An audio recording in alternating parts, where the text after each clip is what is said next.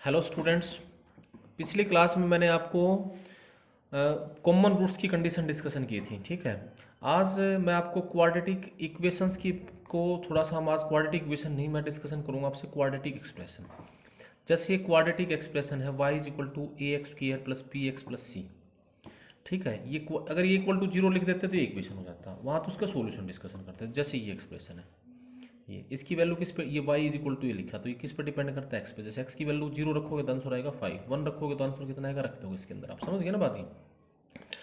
तो हमें क्या है, हम इसको डिस्कशन करेंगे।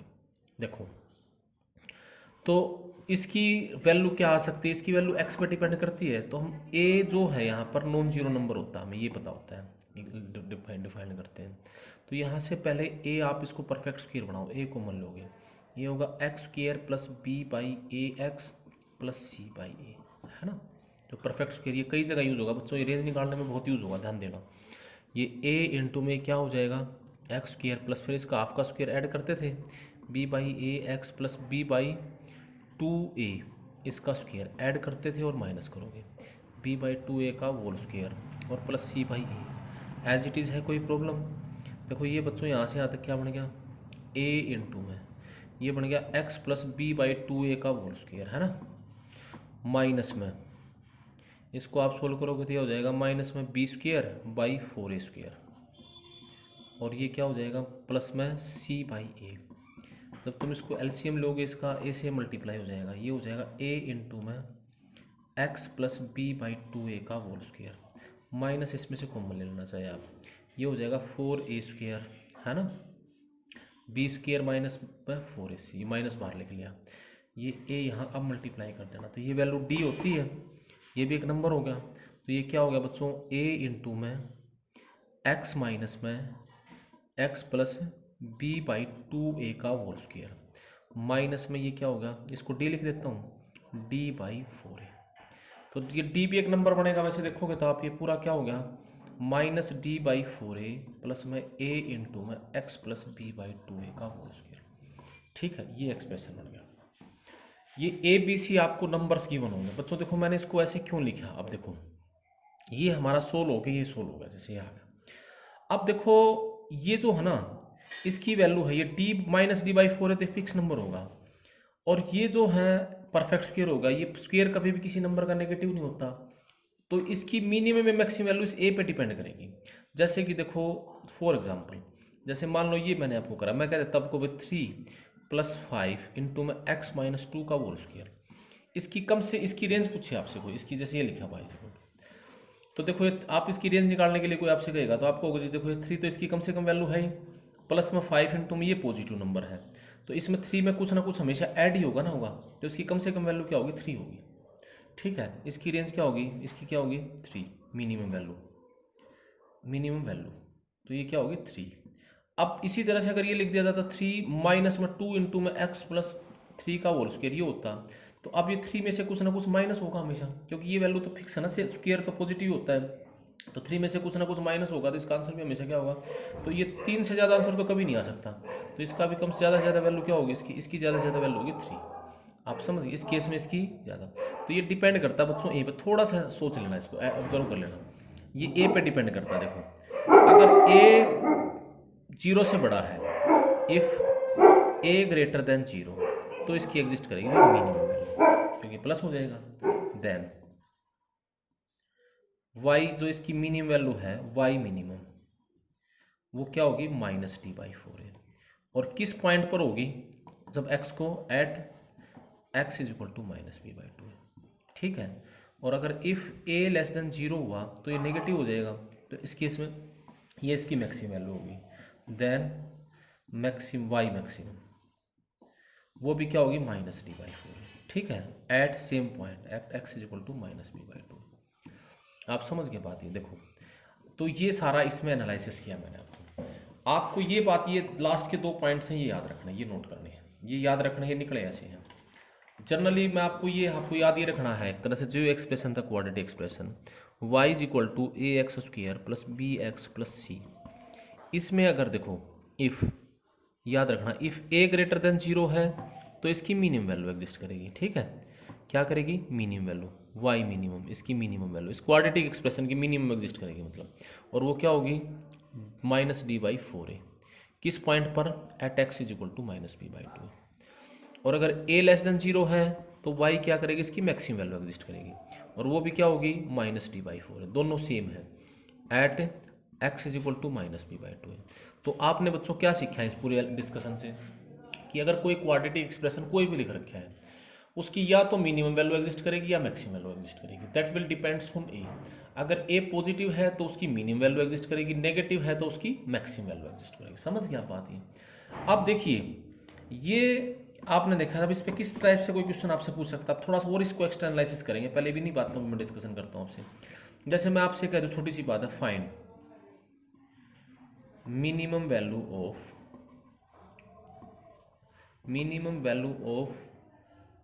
3x² minus 5x minus 6। अब बच्चों देखो 3x² माइनस 5x माइनस 6 ही आ गया, तो देखो ये ए पॉजिटिव है तो इसकी मिनिमम वैल्यू एग्जिस्ट करेगी, तो आप सीधा निकाल दो, that will be equal to minus D by four a होगी ना मिनिमम वैल्यू, माइनस डी कितना होगा b² minus four a c, b कितना है यहाँ पे माइनस 5 यानी 25, और प्लस 4ac कर लोगे ना, अभी निकाल लोगे, प्लस 12 इंटू में 6, 12 6 है 72, और डिवाइडेड बाई 4 है, 4 इंटू में 3, तो your answer will be equal to, इसकी कम से कम वैल्यू क्या होगी माइनस में 97/12, ये इसकी कम से कम वैल्यू। आपसे पूछे किस पॉइंट पर होगी, वो कहाँ होती थी एट, और दोनों ही केस में वो क्या होता था at X is equal to क्या था minus B by two A होता था, यानी एट 5/6, माइनस बी 5 हो जाएगा, 6/6 हो जाएगा, इस पॉइंट पर आएगा। तो आप इसको आसानी से ऐसे निकाल सकते थे। अब जैसे इसमें कई बार ऐसे क्वेश्चन आ जाते हैं, ज़रा ध्यान देना, आपसे ये पूछ ले कि find minimum of maximum of -2x² plus a plus 1x, ठीक है,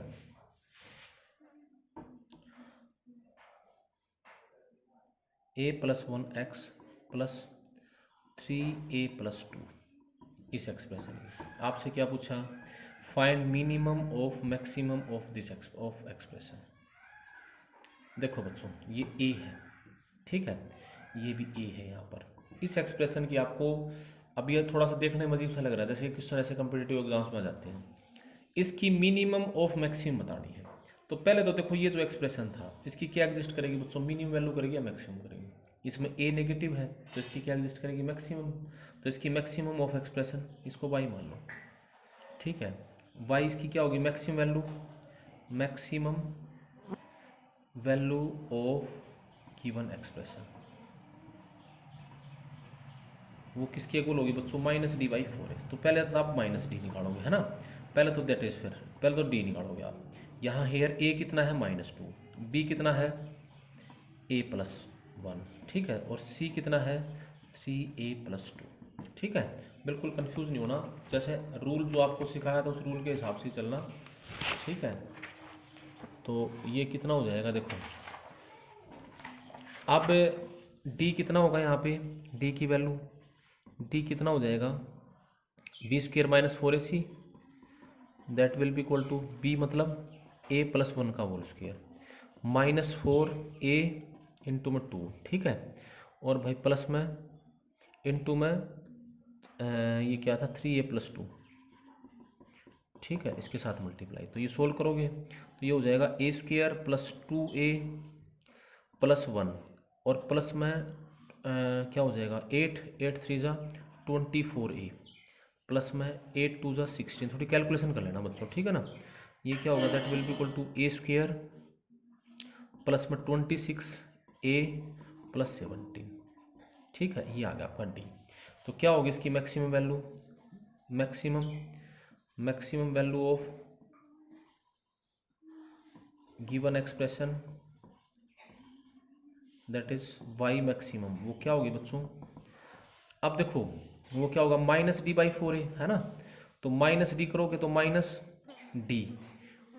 डी तो ये हो जाएगा, डी तो ये आ गया माइनस में a² प्लस में 26a प्लस 17, ठीक है, divided by 2a, divided by 4a, 4a मतलब 4 इंटू में a है -2, तो माइनस से माइनस कैंसिल हो जाएगा। तो देखो ये अपने आप में फिर से क्वाड्रेटिक एक्सप्रेशन आ गया बच्चों। ये कितना हो गया, यानी 1/8 हो जाएगा ये, इंटू में a² प्लस 26a प्लस में 17। ठीक है, अब इसकी भी मैं इस ये है, अब ये क्या है, इस ये अपने आप में क्वाड्रेटिक आ गया। इसकी क्या एग्जिस्ट करेगी, यहाँ ए तो ये पॉजिटिव है नहीं है, तो इसकी क्या एग्जिस्ट करेगी, इसकी मैक्सिमम वैल्यू एग्जिस्ट करेगी, मिनिमम करेगी, या पॉजिटिव है तो ये आपसे पूछा था that therefore minimum of maximum, minimum of Y maximum, है ना। तो वो क्या होगा, देखो 1/8 तो सबके साथ मल्टीप्लाइड है ये, इंटू में माइनस इसकी मिनिमम वैल्यू निकाल लो, -d/4a, -d/4a, तो ये क्या आंसर हो जाएगा, माइनस में d का मतलब d की वैल्यू निकाल लोगे 26 का स्क्वायर, 26 का स्क्वायर आप करोगे, आप समझ रहे हो ना बात ये। तो 26, तो आप जैसे 26 का स्क्वायर करना, ठीक है, 20² माइनस में 4 इंटू में 17 और डिवाइडेड बाई 2a/2, इसको एक्सप्रेशन को सोल्व कर लेना, ये आपका आंसर आ जाएगा। ठीक है, इस तरह से आप सोल्व कर लोगे। तो एक तो इस पे ऐसे क्वेश्चन आते थे, ठीक है, ये तो आप आराम से सिंप्लीफाई कर लोगे, ये आप ये सोल्व करते हैं मिनिमम ऑफ मैक्सिमम। अब बच्चों थोड़ा सा और एक्स्ट्रा एनालिसिस देखो, ठीक है। आप आपका एक क्वाड्रेटिक एक्सप्रेशन था, थोड़ा सा और आगे बढ़ते हैं। देखो ये y = ये था ax² plus bx plus c। इसमें क्या था, अगर a > 0 हो तो इसकी मिनिमम वैल्यू एग्जिस्ट करती थी, a <0 है तो इसकी मैक्सिमम वैल्यू एग्जिस्ट करती थी, और दोनों ही केसेज में वैल्यू थी -d/4। अब थोड़ा सा और एक्स्ट्रा एनालिसिस और कर ले, यहाँ तक समझ गए थे आप बात ही। अब यहाँ पर एक केस और देख लो अभी, इफ़ अगर मैं एक और करता हूँ, a > 0 तो ले लिया और d और <0 ले लिया भाई, ठीक है। देखो अगर a > 0 था तो इसकी एग्जिस्ट करती थी, मैं यहाँ इसमें लिखता हूँ y मिनिमम, मिनिमम वैल्यू क्या थी बच्चों, -d/4 है। लेकिन यहाँ पर ये d फिर नेगेटिव होगा, तो d नेगेटिव होगा तो -d तो पॉजिटिव होगा, माइनस माइनस प्लस हो जाएगा, यो a पॉजिटिव होगा। तो इस केस में देखो, तो ये y मिनिमम क्या होगी, y मिनिमम इसकी जो मिनिमम वैल्यू है वो होगी -d/4 है। तो ये -d पॉजिटिव हो जाएगा, a पॉजिटिव, तो ये ओवरऑल पॉजिटिव नंबर हो जाएगा, क्योंकि d नेगेटिव है तो उसका आगे माइनस लगाओगे तो पॉजिटिव हो जाएगा, तो ये ओवरऑल क्या हो गया, पॉजिटिव। तो जब इसकी कम से कम वैल्यू ही पॉजिटिव है तो क्या ये कभी नेगेटिव हो सकता है, कभी नहीं हो सकता। तो देयरफॉर इस केस में हम ये कह सकते हैं कि ax² plus bx plus c is > 0 for all x belongs to real number, ये हमेशा पॉजिटिव रहेगा, ये कंडीशन आ गया आपके पास। तो यानी कोई क्वाड्रेटिक एक्सप्रेशन आपसे कोई कहे कि हमेशा पॉजिटिव कब रह सकता है, जब उसका a पॉजिटिव हो और d नेगेटिव हो, ठीक है। और दूसरा केस अगर ये क्या है, पहला ये बड़े दोनों अच्छे एनालिसिस हैं। दूसरी बात क्या भाई, अगर आपका ये हो इफ़ a <0 हो d <0 है, a <0 है तो इसकी क्या एग्जिस्ट करेगी, y मैक्सिमम, तो वो मैक्सिमम वैल्यू क्या होगी, उस केस में a <0 तो हमने बिल्कुल वैसे ही सोल्व करा था वहाँ पर, y मैक्सिमम क्या होगा, -d/4a, ठीक है। अब -d/4a होगी तो आप ये बताओ, माइनस, अब d नेगेटिव है तो -d तो पॉजिटिव होगा, लेकिन a फिर नेगेटिव है, तो ये फिर नेगेटिव नेगेटिव फिर नेगेटिव, पॉजिटिव नेगेटिव नेगेटिव हो जाएगा, तो ये जनरली ये क्या आएगा, नेगेटिव। ये क्या थी इसकी मैक्सिमम वैल्यू, तो यानी जब इसकी ज़्यादा से ज़्यादा वैल्यू ही नेगेटिव है तो ये एक्सप्रेशन कभी पॉजिटिव हो सकता है, कभी नहीं हो सकता ना। तो इसका मतलब ये हुआ इस केस में ax² plus bx plus c always <0 for all x belongs to r। आप समझ गए बच्चे, थोड़ा सा इस पर दिमाग लगेगा, कन्फ्यूजन रहेगा, इसमें थोड़ी 2-3 बार सुनना इस बात को और फिर अपने आप थोड़ा सा एनालाइज करना।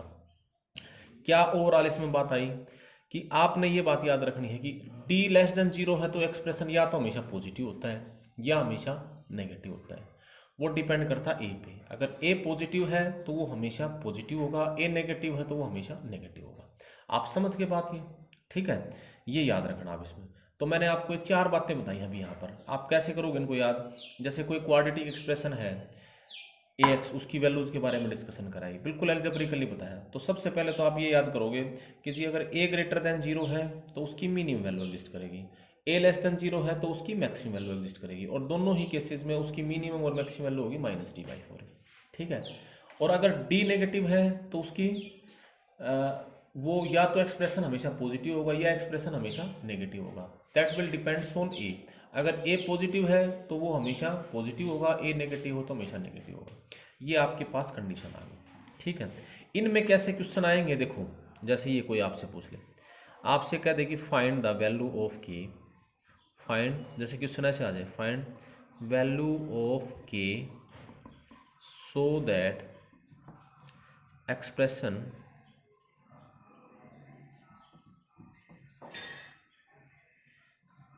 के x square plus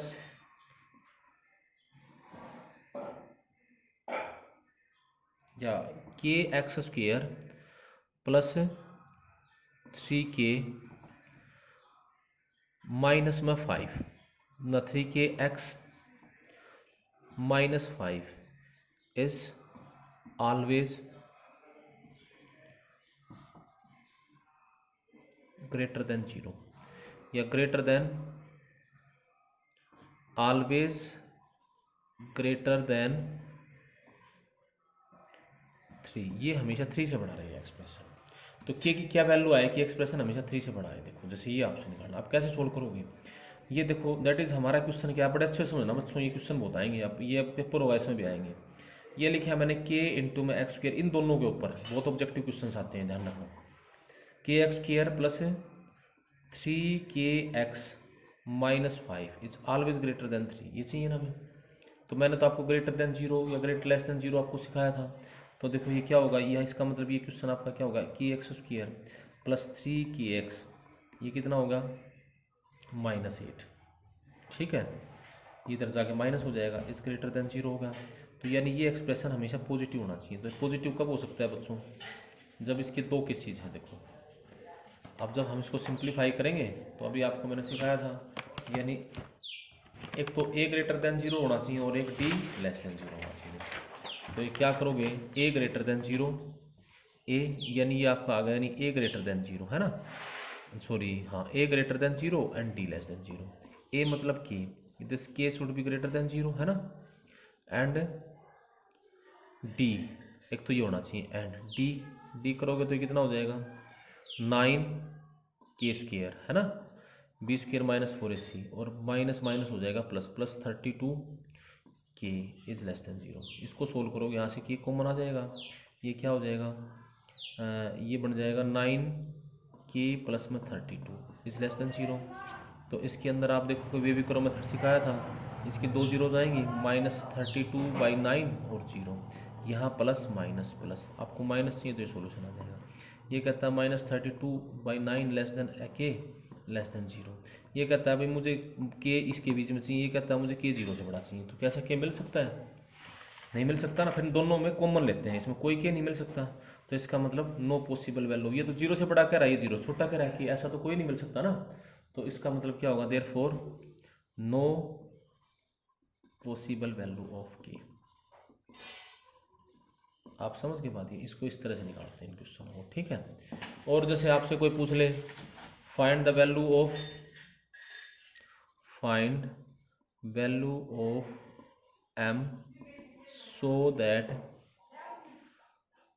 x square plus 3mx minus 5 is equal to 0 या प्लस 5 इज ऑलवेज पॉजिटिव, कि ये हमेशा पॉजिटिव होना चाहिए आपको, ठीक है। तो इसमें भी क्या करोगे बच्चों, देखो ये पॉजिटिव होना चाहिए, इसमें एक तो ए ग्रेटर देन, ये पॉजिटिव होना चाहिए, पॉजिटिव होने में कंडीशन ए ग्रेटर देन 0, ए पॉजिटिव है ही ऑलरेडी, फिर एक कंडीशन रहेगी डी लेस देन 0, वही होना चाहिए, क्योंकि ये तो 1 है ना यहाँ पे। तो डी लेस देन 0 मतलब डी बी स्क्वायर यानी 9m स्क्वायर माइनस में 20 इज लेस देन 0, ठीक है। तो ये इसके फैक्टर करोगे तो इसके फैक्टर कितने हो जाएंगे, 3m माइनस में √20 इंटू में 3m प्लस √20 है ना, इज लेस देन 0। इसकी दो जीरो जाएंगी, एक -√20/3 और एक √20/3। तो ये प्लस माइनस प्लस, आपको माइनस चाहिए, तो इसका आंसर क्या हो जाएगा, माइनस में √20/3 से और प्लस √20/3, ठीक है। तो ये इस तरह के क्वेश्चन कोई आए बच्चों तो इसको ऐसे सोल्व करते हैं। तो आपको ये बात समझ में आ गई होगी मेरे ख्याल से। तो ये 2 एनालिसिस आपको बताए थे मैंने। अब मैं आपको बताता हूँ, देखो तो इसको सोल्व कर लोगे आराम से। अब मैं आपको बताता हूँ जो क्वाड्रेटिक एक्सप्रेशन है ना, इसके पॉसिबल ग्राफ्स बताता हूँ, इसकी क्या क्या पॉसिबिलिटी हो सकती है। फिर एक इंपॉर्टेंट टॉपिक डिस्कशन करेंगे, लोकेशन ऑफ रूट्स, ठीक है। पॉसिबल ग्राफ्स, ये जो क्वाड्रेटिक एक्सप्रेशन था y = ax² + bx + c, देखो बच्चों, मैं यहाँ ये नहीं कर रहा हूँ, ये हमने वहाँ सोल्व करने के बाद ये हमने निकाला था -d/4a, याद करो सोल्व करा था मैंने, प्लस a इंटू में x प्लस b/2a का होल स्क्वायर। ठीक है, देखो ये हमने सोल्व करा था। ये आपने फिजिक्स में भी थोड़ा सा मैथमेटिकल टूल्स पढ़ा होगा, तो आपने सीखा होगा कि इसका ग्राफ बनता है पैराबोला। तो इसके डिफरेंट केसेस हैं बच्चों। केस 1 देखो क्या क्या इसकी पॉसिबिलिटीज़ हैं। तो मैं आपको बहुत ज़्यादा इसमें डिटेल में तो वो उस तरीके से नहीं, ग्राफ इसके ग्राफ की क्या क्या पॉसिबिलिटी हो सकती है। देखो ये पैराबोला होगा और ये इसका टर्निंग पॉइंट होगा। ठीक है, ये मिनिमम वैल्यू -d/4 लेगा और इस पॉइंट पर लेगा, टर्निंग पॉइंट होगा। तो मैं वाई एक्सिस को ड्रा नहीं कर रहा हूँ, जैसे ये एक्स एक्सिस है। तो बच्चों इसमें दो केस 1 है। केस 1 क्या है भैया, तो a ग्रेटर देन 0 होगा और d भी ग्रेटर देन 0। जब a ग्रेटर देन 0 है तो ये पैराबोला ऊपर की साइड जाएगा, अपवर्ड पैराबोला बनेगा। तो आपको पता सीख ही रखा होगा ये ऐसे पैराबोला बनेगा, है ना। लेस देन 0 होगा तो डाउनवर्ड, ये नीचे की साइड आएगा। Downward a less than 0 greater than 0 होगा। d ग्रेटर देन 0 है तो इसके दो रूट्स हैं, तो इसका मतलब ये दो जगह है एक्स एक्सिस को कट करेगा। एक्स एक्सिस वाई एक्सिस नहीं ड्रा कर रहा मैं जानबूझ के, ठीक है।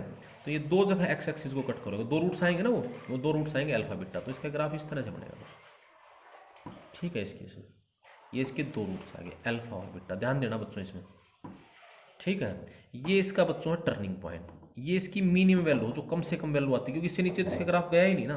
तो ये इसकी कम से कम वैल्यू है, ये वैल्यू, ठीक है। ये पॉइंट क्या होगा फिर, ये क्या है, किस पॉइंट पर लेता है, -b/2a, -d/4a। ये जो डिस्टेंस है ये है माइनस, ये d बाई मतलब ये इसकी न्यूमेरिकल वैल्यू ले जाएगी, और ये पॉइंट क्या आएगा -b/2a, ठीक है। यहाँ पर ये एक्स एक्सिस के ऊपर जो पॉइंट है, आप समझ के बात। ये तो ये इस पोजीशन में इसका ग्राफ बनेगा ऐसा, इस केस में। अब देखो इसमें इसकी एनालिसिस करोगे तो देखो अल्फा और बीटा के बीच में इसकी वैल्यू, इसका ग्राफ नीचे आ रहा है, तो इसके यहाँ नेगेटिव रहेगा अल्फा बीटा के बीच में, ठीक है। तो ये क्या होगा, ax² plus bx plus c इस केस में is less than 0 for all x belongs to alpha beta, ठीक है। और इसके अलावा ये ऊपर ग्राफ है तो इसका पॉजिटिव वैल्यू आएगी, ax² plus bx plus c is greater than 0 for all x not belongs to alpha beta. Alpha beta के अलावा ये हमेशा पॉजिटिव है, ठीक है। इसकी ये दो एनालिसिस है। केस 2, इसमें क्या होगा बच्चों, a ग्रेटर देन 0 हो और a लेस देन 0 हो और d ग्रेटर देन 0। एक बार d ग्रेटर देन 0 लिखा, 6 केस बनेंगे, 6 पॉसिबिलिटी है इसकी। अगर a लेस देन 0 है, d ग्रेटर देन 0 है, तो d ग्रेटर देन 0 है तो इसका क्या होंगे बच्चों, ये बनेगा पैराबोला, लेकिन डाउनवर्ड पैराबोला हो, एक्स एक्सिस है। ग्रेटर देन 0 तो इसके दो रूट्स होंगे, लेस देन 0 तो डाउनवर्ड होगा, तो ये दो जगह कट करेगा, यानी इस टाइप से इसका ग्राफ आएगा। अब देखो ये इसकी ज़्यादा से ज़्यादा वैल्यू, उसके बाद ये नीचे की तरफ ही आ रहा है ना।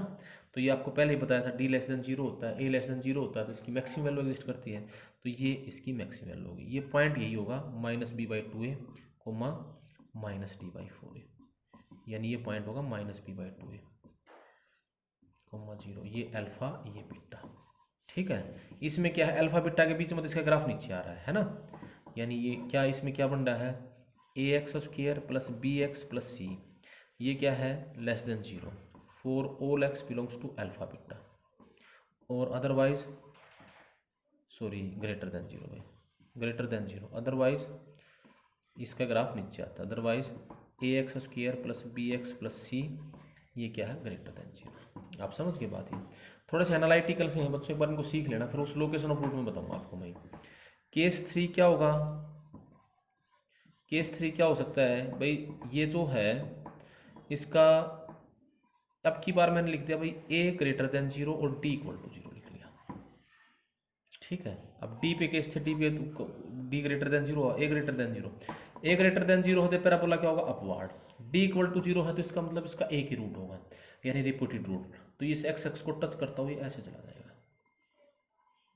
ठीक है। ये बन जाएगा इसका ग्राफ, ये जो टर्निंग ये टच करेगा, ये पॉइंट होगा -b/2a, 0, क्योंकि वो तो मिनिमम वैल्यू इसकी 0 होगी, क्योंकि -d/4a होती है मिनिमम वैल्यू, तो d तो 0 होगा, 0 बाई सब नंबर 0 ही हो जाएगा।